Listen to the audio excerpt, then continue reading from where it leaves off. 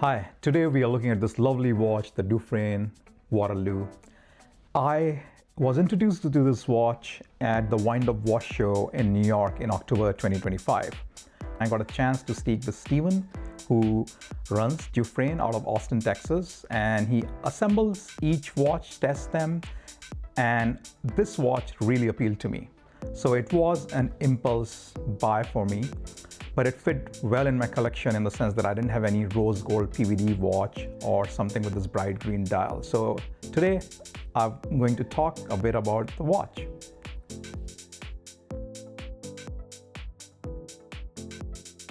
I'm Adi, and let's talk about the DuFrane Waterloo. Let's start with DuFrane, the company. It's a company based out of Austin, Texas. It's a microbrand. They make a range of watches. They make dress watches, dive watches. They have a GMT. They just turned 10 years old, and as part of that, they released a chronograph.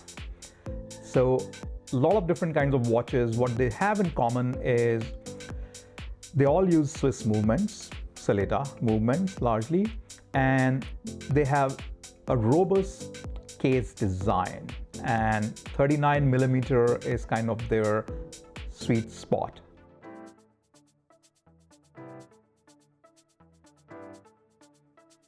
The DuFrane Waterloo has a 39 millimeter case width, 47 lug to lug,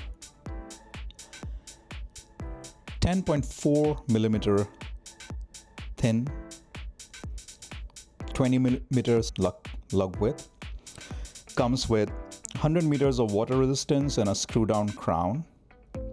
It's made from 316L marine grade stainless steel case, and this one is rose gold PVD. It has a genuine sapphire crystal with 6 layers of anti-reflective coating on the top. The hands are thermal treated blue hands, so they're not just painted. It has Swiss Super Luminova on the 12, the 3, the 6, and the 9, and on the hands, on the tips, and the second dial tip.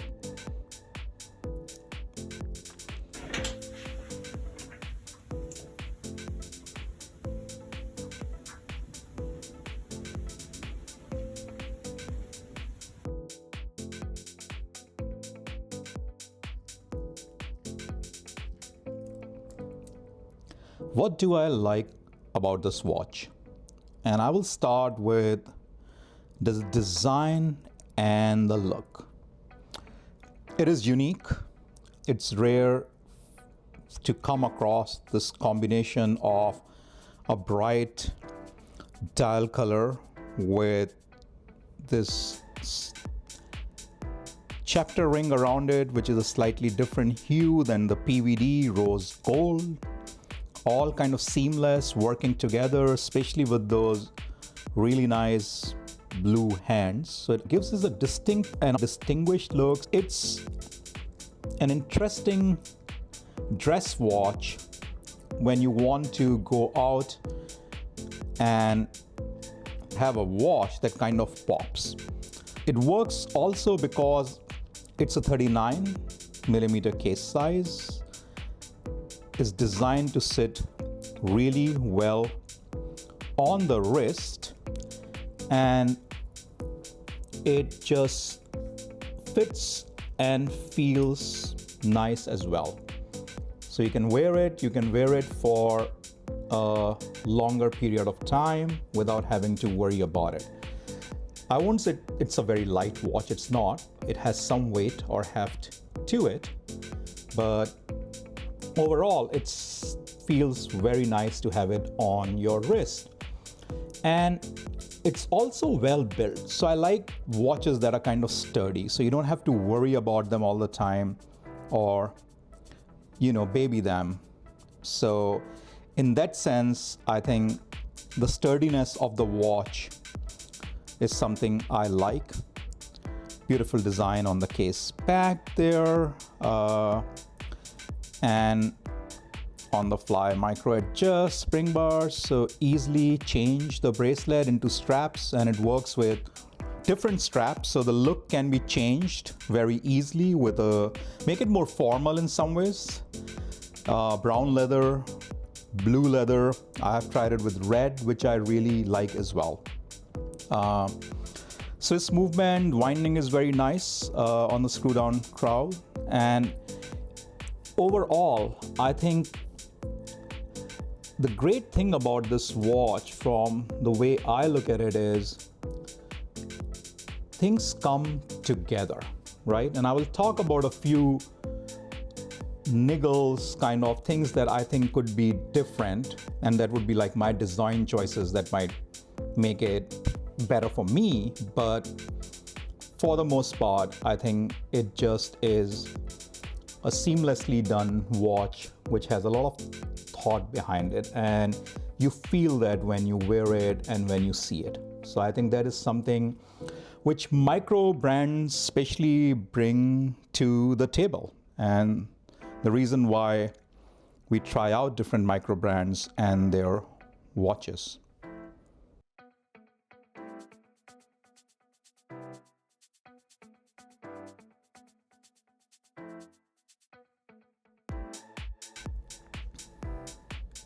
So what are a few things that I think would make the watch even better for me? So the first thing is that I love the dial, but I find the hands a little too thin.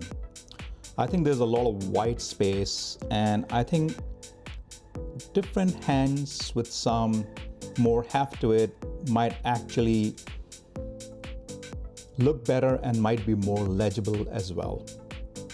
There is some lume, but it's very hard to notice that lume. So I think if there has to be lume, or you're gonna put lume on the watch, on a dress watch, you need to give it some more heft, or otherwise there's no need really for it. And for a dress watch, I like the bracelet, but I would have loved a little more taper on the bracelet. I think that would give it a slightly slimmer look, which would be more fitting dress watch. So those are kind of like the three things I think would make it better for me, which is the hands being a little too thin and could use some heft, the bracelet using a little less heft and maybe more taper, and better lume on the watch overall. But other than that, I think it's a really nice watch. It's really well built, and it's just very unique as well in terms of both the design and the color choices that are present.